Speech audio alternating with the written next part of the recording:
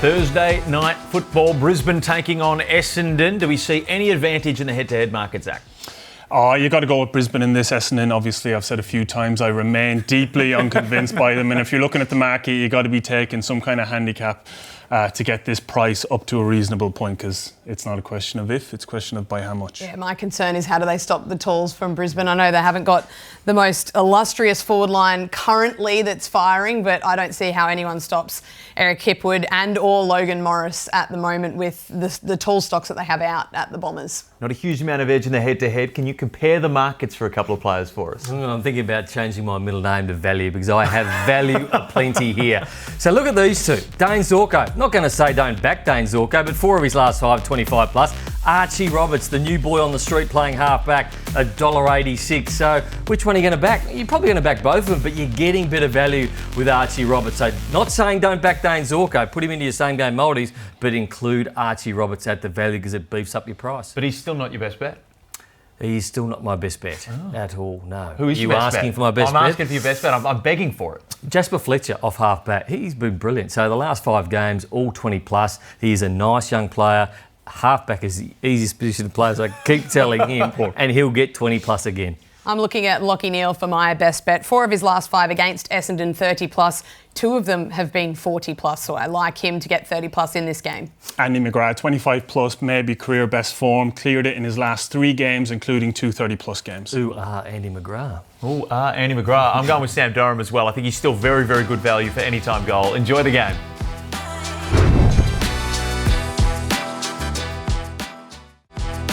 Welcome everybody to a massive episode of In the Back Pocket. Round 12, as we say every week, this could be the best episode of the season. And we'll see very, very shortly. Nathan Brown, Kate McCarthy, Zach Toohey. Always mix you two up, you know. It always happens. We look so similar. Now, you did an update before, a little market update, where you spoke on People First Stadium, which I think it's different, it's unusual. Sometimes we can get bored with the stadium names here in Australia. We've got MCG, SCG, Gabba. Do you guys find that as well? Well, I think by the time this go to air, the People's First might actually have a different name because they change it every 2 hours by the sounds of it. But it's a rogue name, the People's First. It's not one that rolls off the tongue that easily. Not as rogue as they get internationally, though. Oh, what do you got? I'll throw some of these names out there and let me know whether we need to move the AFL into this area of stadium naming. Menderhose Jungle.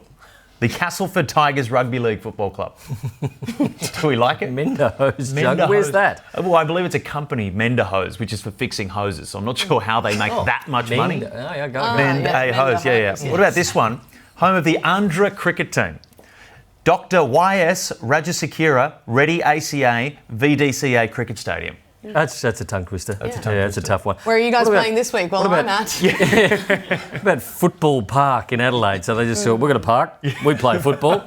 Football Park. Very, very Adelaide thing to do on that one. What about this one for you, Zach? The Dripping Pan. Lose FC.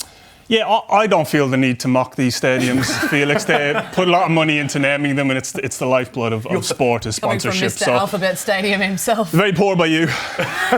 Poor form. Well, let's see how we went last week and see who can be gloating this week. Let's check the winners. My best bet is exactly that. I'm going to take Brian Myers at 20 plus disposals. So I've got Zach Merritt, 30 plus is my best bet for the Friday night game. So I've got Merritt in there for 30 plus, Archie Roberts, who's having a fantastic run of form at the moment, and also Nick Martin, expecting a whole lot of disposals to be backed by the Bombers. And a man that I think goes right to him is Corey Wagner, and I've got a new nickname I'd like to bring up to the table, guys. Ooh. Corey Tagner. What do we think? Oh, yeah. Freo, as I said, I think they'll win this game. I think they should win it comfortably enough. In a line of 19.5, I think they should be aiming with against this poor team to easily cover that line. Big win, little win, 40 plus might be where you want to go with this one. It's basically a point of where are you going to go with your key forwards that's going to kick fill your goals. boot game. It is, absolutely. And I'm going Riley Thilthorpe. What do you guys reckon? I'm happy to back Ed Langdon at 20 plus. Happy to back him over his disposal line. Starting to understand the behavioural patterns. You are playing a bulk game. It doesn't matter the price, you're just looking for winners. Well, to be fair, they take any mention of our bets that are winners. So the fact that I'm in there means I actually got winners. So you have to actually get the winners to be on there to start with. So no matter the price. Congratulations on the $1.33. Well, you all gave me crap for the $1.33 and you all said, no, you're going to go bigger than 2 plus. How many goals did he kick? Two. So you would have done your money, wouldn't you? Yeah. 2+ was correct. I did like on that clip as well, they just added in your bit when you said it's a real fill your boots operation there with the 2+. And the $1.33 gets it done for $6.25. That's a very good get as well. Best in a while. Let's jump to the report card though. Collingwood taking on the Hawks in this one. Kate, you brought it up last week. The Hawks, maybe not all as it seems. No major wins against teams currently in the top 8, I believe it was. But the puntability for this one, where do you sit? It's a tough one because Hawthorn, they haven't got a lot to back at the moment. You just don't know who's going to get the footy. You don't know who's going to kick the goals. Collingwood side, yes, you can back them with confidence, but I just can't back Hawthorn at the moment, so it's a C. It's graduation day for me. I think that they need a scalp, the Hawks, if we're going to take them as a legitimate premiership contender in this one. And it'll be an awfully big scalp if they can get the Pies. Yeah, it will. And obviously at the MCG, you see most people have had these two teams throughout the season going down to the pointy end of September. You're right, though. The only team inside the top 8 that they have beaten is GWS. They've lost to everyone else down there at the Hawks, so they need a scalp. Yeah, early in the season when Hawthorn weren't playing their best footy but finding wins, that's a great sign for a team at that stage of the season. We're now at the halfway mark. You'd like to see that trend begin to improve, and I'm not sure a lot of the metrics we judge these teams on, I'm not sure they are going the right direction for the Hawks, so it's going to be a tough one for them against a rampaging Collingwood. They're in a really good spot, Collingwood, aren't they? Having been able to rest players over the last few weeks, they've got 5 players to pick from. Players are going to be unlucky. That's when you're a good side. That's when you are heading towards September with some real confidence. 1-39, the big win, little win. It's an old bet, but it's an easy one. I like 1-39. I think Hawthorn play good footy in this game, but eventually Collingwood steady and the class gets them through. Collingwood 1-39. It's always a big one as well. When you look at the head-to-head markets, the value that you get on the 1-39, when a lot of games, even when they feel like blowouts, do sit within that 1-39. Collingwood, where do they give up the disposals? Where are we looking there? Yeah, I've just seen a little trend emerging to the best half-backer or the ball user from the other team when they play against Collingwood. So Jordan Clark, 33, Rory Laird, 27, and then Caleb Daniel had the 30. So the player that they like to use at Hawthorn is Carl Amon. So 3 of his last 5, he has had 25 plus. Last 2 weeks as well, he's had 29 and 30. He is my best bet in this one to go over 25.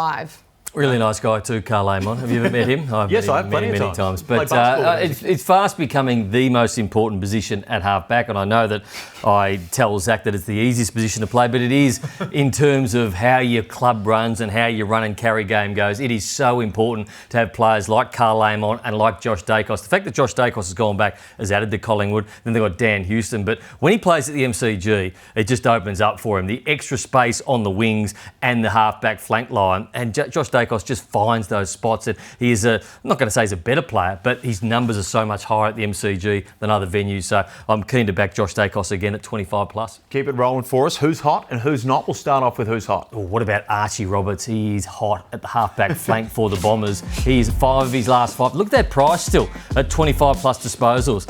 Brian Myers, he is back. He was a little bit cold at the start of the year, a little bit cold late last year, but he is as hot as it gets at the moment. He's as hot as toast. 4 of the last 5, 20 plus, and Action Jackson, 4 of his last 5, 15 plus. That's not that hot, the $1.10, but certainly Luke Jackson is playing some hot footy. Incredibly rich from you to give up $1.10 after going and Kate for a $1.33 winner. I believe so. My math's not great, but I believe so. Joel Frazier, he's lost his spot in the midfield. So Bontempelli comes back. Trelaw's been in there. 1 of his last 5, 25 plus. Massimo D'Ambrosio. Up, down, and Zach Butters, you called him out last week. He's not going that well at the moment. Copping a fair tag, 2 of the last 5. Okay, well, Brownie's brought the negativity. Who's not? He's really bringing it down right now. We need the love list from you guys. We need some positivity. What are you enjoying right now? Yeah, so we've decided to come up with a love list, both Zach and myself, because the last few weeks we'd noticed that there were players that we either agreed on, that we just love because either the way that they look, their ability to get the footy or score goals, and we've come up with a little list that we've put together, and the number 1 on the list is Ollie Dempsey. We absolutely love the bloke. He could do nothing on the field and we'd still love him, but we love him for 2 plus. 8 games this year he's had 2 plus. In the other 2 he's had 1 plus, anytime goal, and only 1 game has he been held goalless this whole season. He's a good Christian lad too. He is. It's a head and a heart bet. We love him with the head, we love him with the heart, and we love him to kick 2 plus. Yeah, he could do nothing can kick 2+. He's a remarkable player. The next one we loved, and we've spoken about them a bit as a team, is the Doggies. They're a team that actually haven't beaten too many of the teams around them in the top of the ladder, which would be a red flag were it not for how well they're playing in those games. They look like the real deal again. So top 4, you would certainly be looking at them to cement themselves in top 4, and then you might even look towards the Premiership market for them. Ben Long is another one. He's elevated himself to one of the premium forwards in the competition. Remarkably consistent. 6 of his 9 games, he's kicked multiple goals, including 2 4s and 2 3s. So he is as good as they get. So you'd be looking at him for multiple goals, 2+. And the love list, the top of the love list for the Brownlow is Noah Anderson. He's averaging 30 disposals, 7 clearances, 6 inside 50s. We'll have to look at the Brownlow tracker to see how he's going, but he's been standout player for the Gold Coast Suns, especially in their wins. I'd just love to see him hit the scoreboard a little bit more regularly, but he's not going to be removed from the love list anytime soon, I don't think, Zach. And Callum Wilkie, we both love him. His ability to hold up the best defender from the other team. You speak better to the defenders. What do you love about Cal? Oh, he just gets the job done every week, does Cal Wilkie. He's no fuss defender. He's the kind of guy you'd love to play with. And just notice to everyone out there on the love list, you can be removed from the love list. So wow. we are fickle. If you've had the 1 week on there, don't expect to stay there. Best bets, where are you at, Brownie? So Nick Dacos disposal line over. Hawthorn have tagged him in the past, but haven't been tagging this year. So I expect that trend to continue. Carl Amon, 25+. Josh Ward, 20+. He's done it 4 of his last 5. I'm going with Josh Dacos here for mine. Just to round it out here, 3 of his last 5 games, 30+, sitting at $3 to record 30+ in this one. I know we spoke about the 25+, but you mentioned the MCG. He just loves to run rampant in that one. He's going to have plenty of the ball. You can catch a little multi down there, which is also going to be on the feed. You can catch it all right there. That is Friday night. Big Saturday coming up next.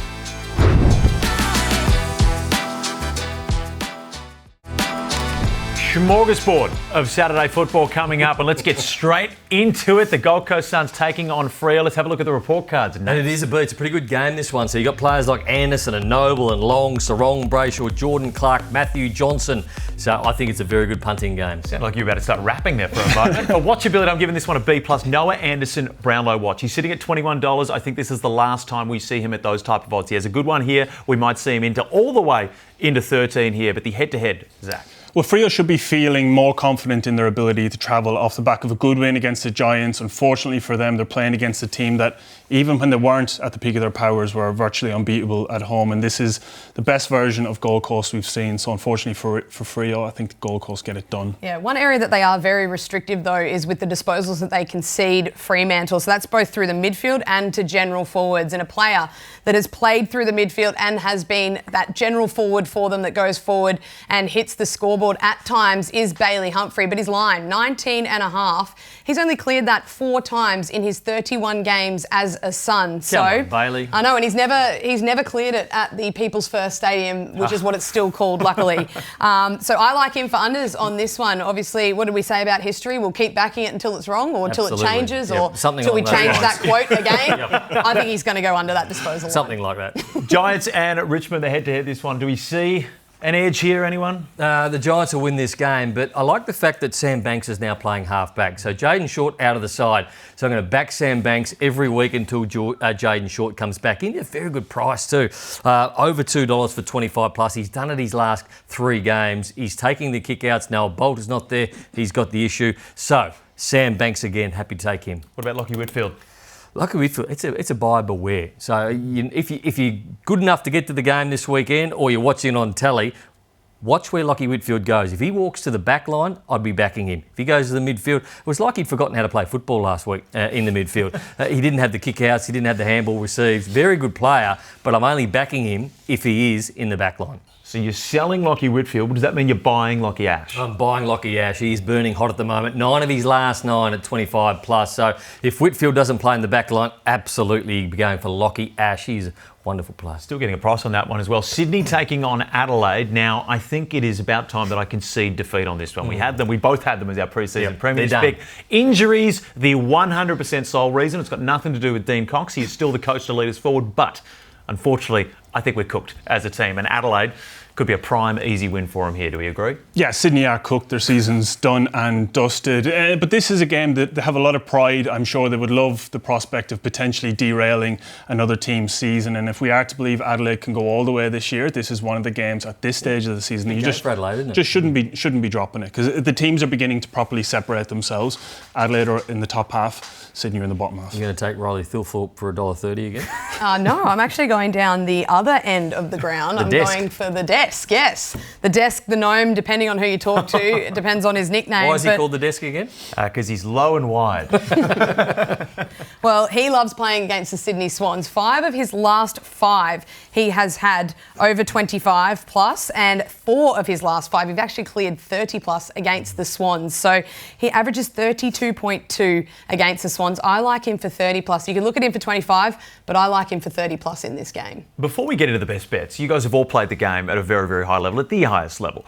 When you have teams that you just always know you're going to come up, is it a confidence thing? Is it a matchup thing? How do you prep yourself for those games where you know, hey, I'm averaging 3.3 goals against this team, or I'm averaging over 30 touches? Do you prep yourself any different? Is it just confidence? You simply don't prep. You just don't train all week. You coast in, you know you're going to kick a bag, and you just go about your business. I didn't have any team I consistently played well against, so it wasn't an issue. Neither did I, hence that.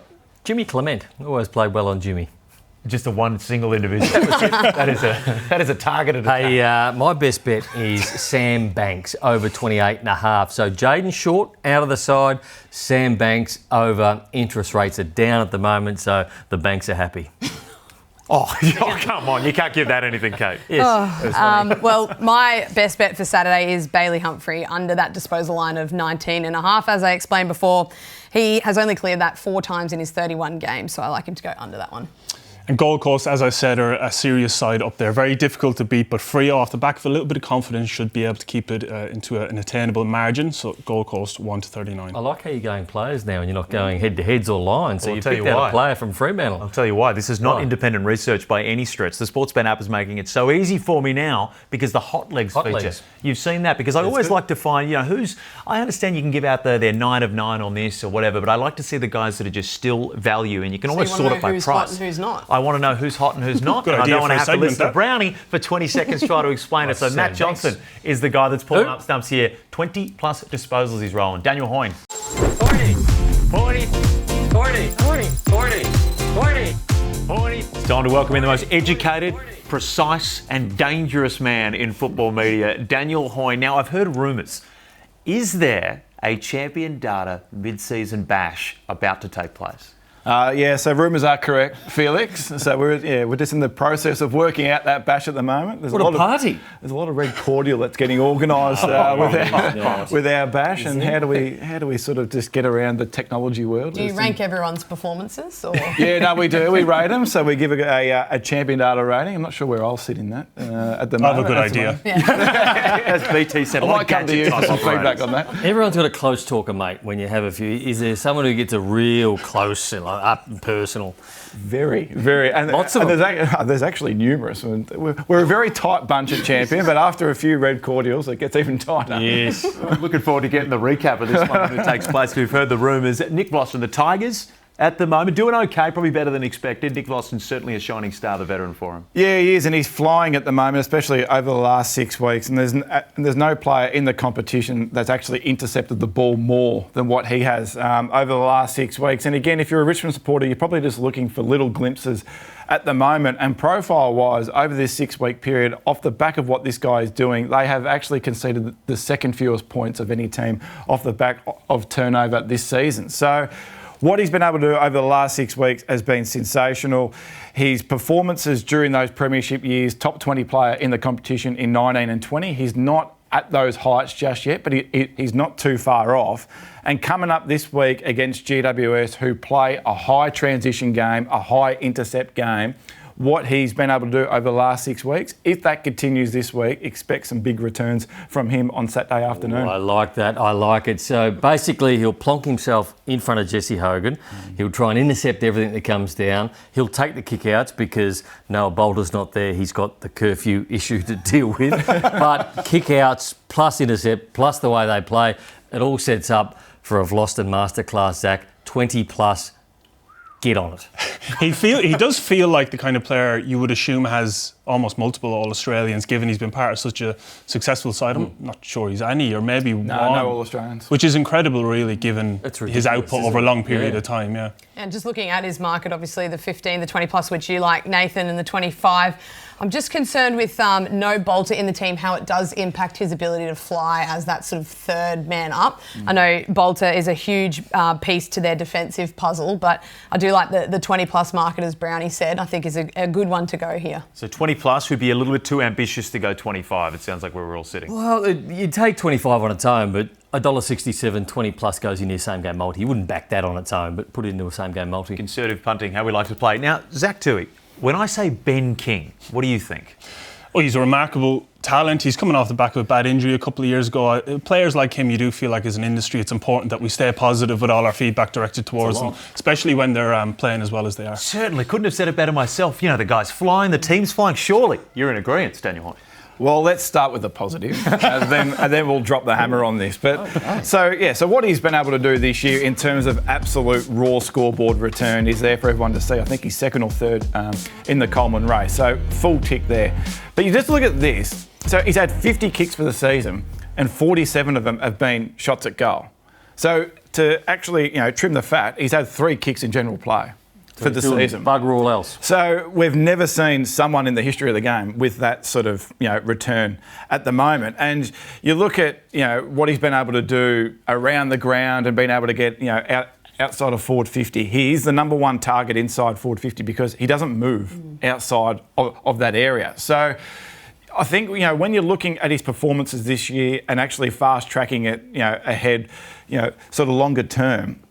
That's why he can actually have some really quiet games like he did on the weekend against Cullen Wilkie, like he did against Jack Payne against Brisbane, because he hasn't got the ability at the moment, to sort of get up and roam around the ground. So I'm just don't have that ability, or are they asking him to play that way? I reckon they're asking him to play this way because I've only heard his athletic profile is one of his main assets. So with 12 weeks, 13 weeks to go before finals for Gold Coast, I'm just wondering whether or not Hardwick potentially experiments with him and get him, sort of up and around the ground if he is actually having a quiet day. Because profile-wise at the moment, we keep on going on about it, the Gold Coast profile is absolutely red hot. But from an individual sense, probably their 3 key forwards of King, Walter and Reid are probably the area of a little bit of concern as the season goes on. So how do they actually get him involved if he's actually having a quiet day,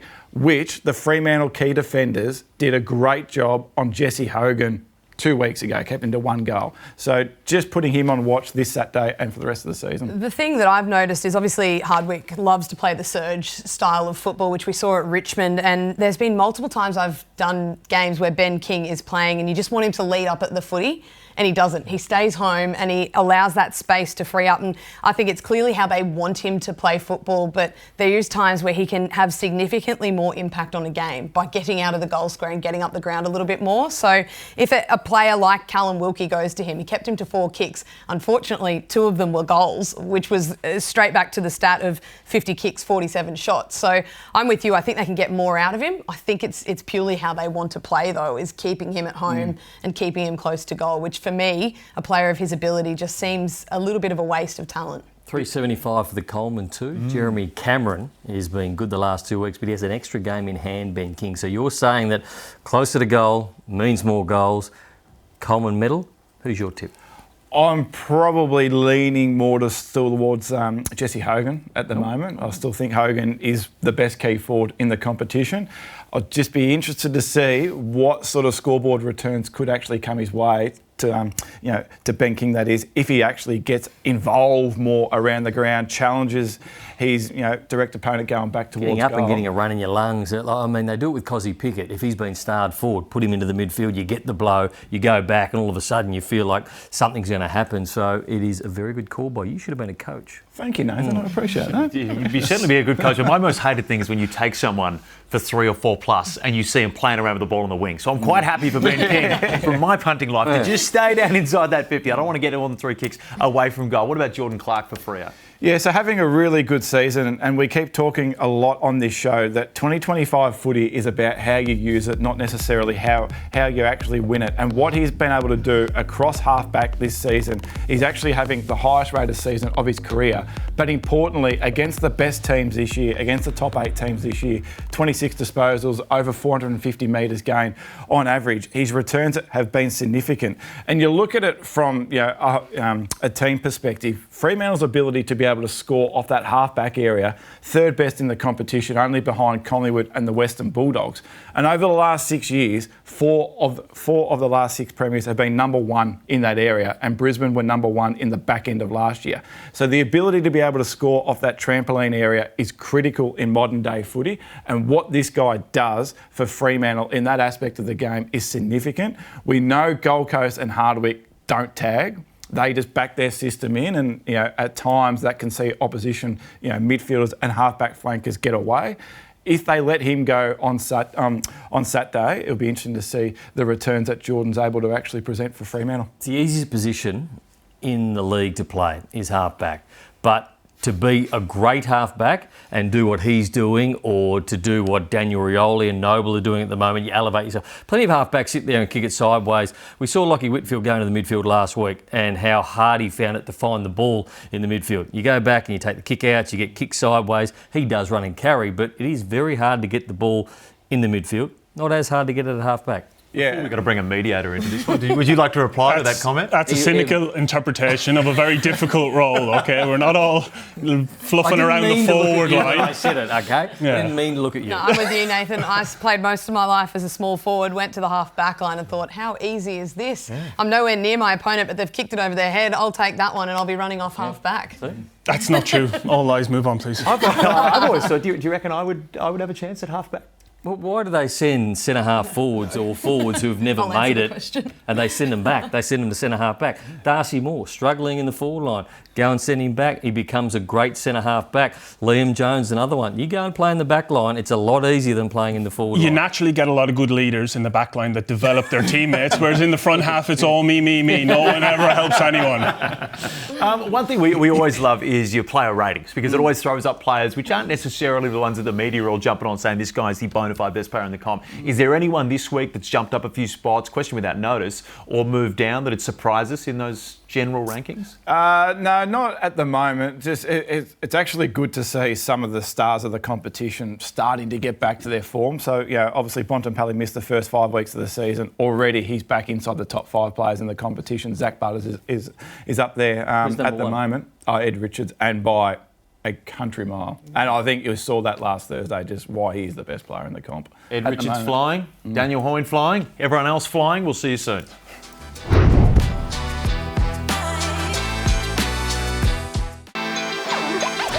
Big Sunday footy card coming up, but let's crack into something a little smaller to begin with. The topic of GOATs across any sport is the richest of debates.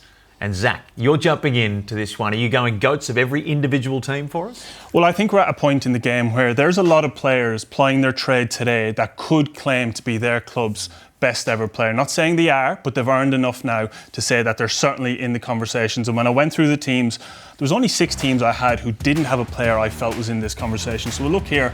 Brisbane, Lachie Neale, you win a couple of Brownlows. I think you deserve to be in the conversation. Probably not there. Again, a couple of Brownlows for Cripps.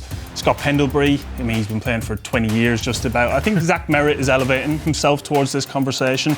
Maybe not had the ultimate success. Nat Fyfe, shouldn't forget again how good he was. Obviously, an awful lot of injuries kind of derailed the back half of his career. Dangerfield, which I'll ask a question about players who played for 2 clubs in just a moment, but clearly one of the best ever. Tuke Miller, Toby Green, I think probably is the best giant ever. Max Gawn, I think as well, and Travis Boak. And the one that's actually missing there is another one who I think probably is the best player, in Marcus Bontempelli. But it does beg the question, can you be your club's best ever player if you've played at 2 clubs like Lachie Neale and Patrick Dangerfield? I think it makes it hard, doesn't it, for Patrick Dangerfield more than Lachie Neale. I think a lot of people forget that Lachie Neale did play for Fremantle. Like, you think of Lachie Neale and he's a Brisbane Lions player. He'd be up against Michael Voss. I think they had some wonderful players through that series. But are you going back to the Fitzroy days as well for Brisbane? So, yeah, slight limitations on my knowledge, not going to lie. So slight edge towards modernity for me. But Bontempelli, yes, for the Western Bulldogs. I think he's the greatest Bulldog of all time. Ted Whitten, obviously I didn't see Ted Whitten play, but Marcus Bontempelli, what he's doing right now is the best player we've ever seen at the Western Bulldogs. I think there's also an argument that could be made for there's the best player to ever play at your club and there's the best club player of all time. If we go the Gold Coast Suns, then we're talking Gary Ablett Jr. would be the best individual player to play at that club, but he's not the best Gold Coast Sun of all time. That would be Touk Miller. So I think there's a lot of arguments you can make either way. Toby Green definitely at the Giants. Travis Boak at Port Adelaide, so I think he'd go close. I mean, there's players there like a Warren Treadray, Matthew Pavlich at Fremantle to go against your Nat Fyfe one. So there's. What do you think of Max Gawn?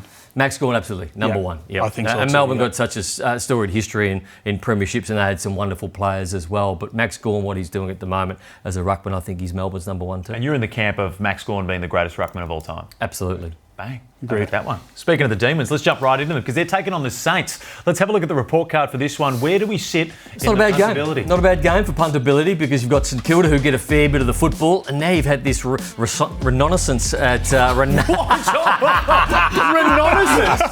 My man Brownie, for someone who comes to me for faux pas, that is an unbelievable one. You know what? I'm just going to leave you there to sit in the mess you've made. I'm going C+ for this one. For that didn't work out for me.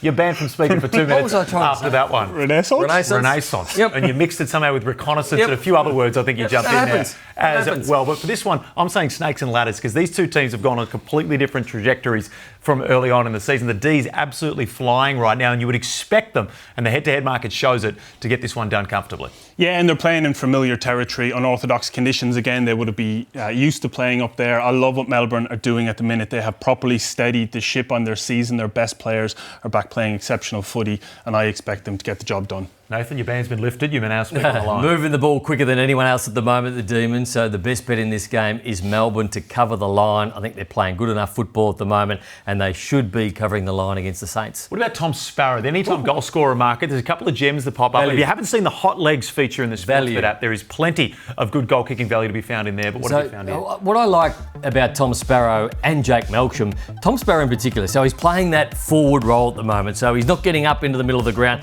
He is playing purely as a forward of the centre player, and his anytime goal there, 220. He's done it 4 of the last 5, kicked 2 last week, but he's a beneficiary of how quickly they're moving the ball at the moment, along with Jake Melksham. But the value is there for Tom Sparrow. Do we think, just a quick one before we go over to your magical multi that we're about to jump into, the Demons last week, was it a bit of a flash? Even though they're playing well, how well they played last week, was that mostly due to how bad the Swans were? No, I think they've built up over the last 5 to 6 weeks, the Demons. I think they're playing genuinely good football week after week. They've left themselves short by losing the first 5 games of the season. They've tinkered with the way they move the ball, and it's been a very good tinker, how quickly they're going. So Sydney were bad last week. Melbourne should have won by a lot more, but Melbourne are coming. Now, Reggie, am I reading this one correctly? You've got your own multi now, and it's named Big Reggie's Wonderful Multi of Wonder. Yes, everything I do is Big Reggie's Wonderful Something of Something. So looking at this one, I've got Nazaya Wanganeen-Miller. He's cleared 30 touches 3 of his last 5 games. The 2 games where he didn't, he finished on high 20s. He's a premium operator off the half-back flank. And the renaissance of Melbourne can be largely down to a couple of operators in Christian Petrarca and Caleb Windsor. Caleb Windsor, career best. Christian Petrarca, as deadly as he's been, getting back to something like his best form. I expect the 2 of them to cover their 25 and 20 disposal lines, respectively. Are you always going to be a disposal man, or are you going to mix this one up into goals and everything else? Nah, disposals. I would have put goals in if I was doing goals.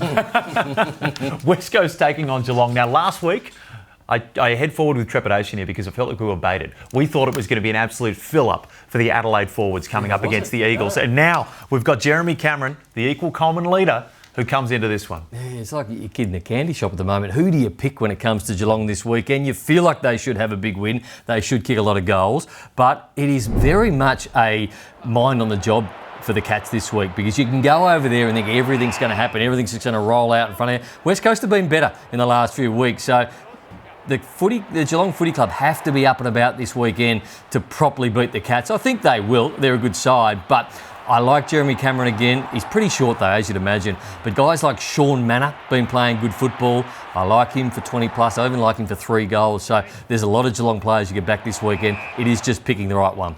I think you start as well. I'm going 5+ for him here because I just think when you're up there in the Coleman and you can smell it, you've got to go out and have a day out here. And I think the wide expanses of Optus are going to be able to pay dividends for him here. Where do you sit?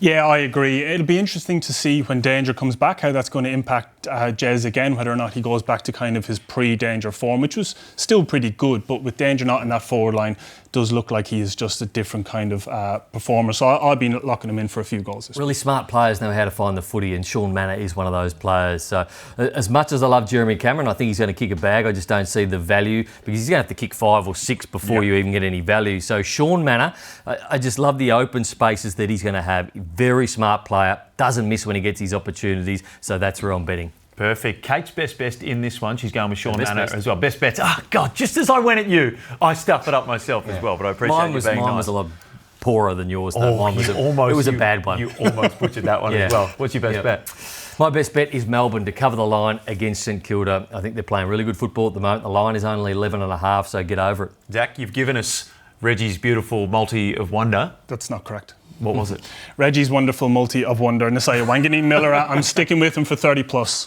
You spoke on Melbourne there. How tempted are we with Melbourne? Again, we said flash of the pan against the Swans was just because they were bad.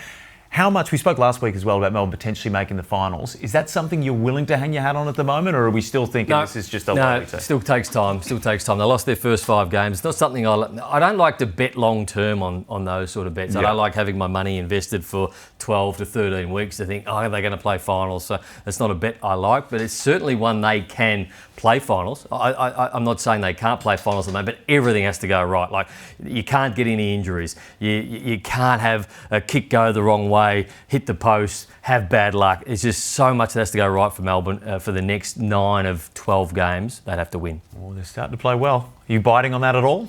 No, I think they're playing incredibly well. I think this is the version we were hoping we'd see at the start of the year, but they've left themselves too much work to do. So hats off to them for righting the ship, but it's too late. If you were to add anything to the D's team right now, what would you have to add? A marking tall forward at the moment. I think they don't want for anything else. Their defensive line with May and Lever, what they've been able to add back there. I love the fact that Disco Turner has gone back there, playing some really good footy last week. Their midfield doesn't want for anything. The greatest ruckman we've spoken about, Max Gawn. They've got Clayton Oliver. They've got Petrarca in there. They'd love somebody, and hopefully it's Jacob Van Rooyen. I like the way he goes about it, but he's out of form this year. But they certainly need a tall forward. Mid-season draft as well. Was there anyone that you think picked up a tool that's going to help them towards the back end? No idea. Am I the only one interested in the mid-season draft? I did not watch the mid-season draft. I didn't even know it was on. I love the stories of it. I love these mature age groups. I reckon it's fantastic. Let's have a look at our Sunday best bets multi before we wrap this one up. Melbourne at the line right there. We just spoke. They're starting to roll. Sean Manor, Nasiah Wanganeen, Miller and Jeremy Cameron for 27 plus. There we go, $27. It's one of our big ones there. Enjoy this round of footy, and remember, you can follow these two and Kate McCarthy on the feed. Enjoy.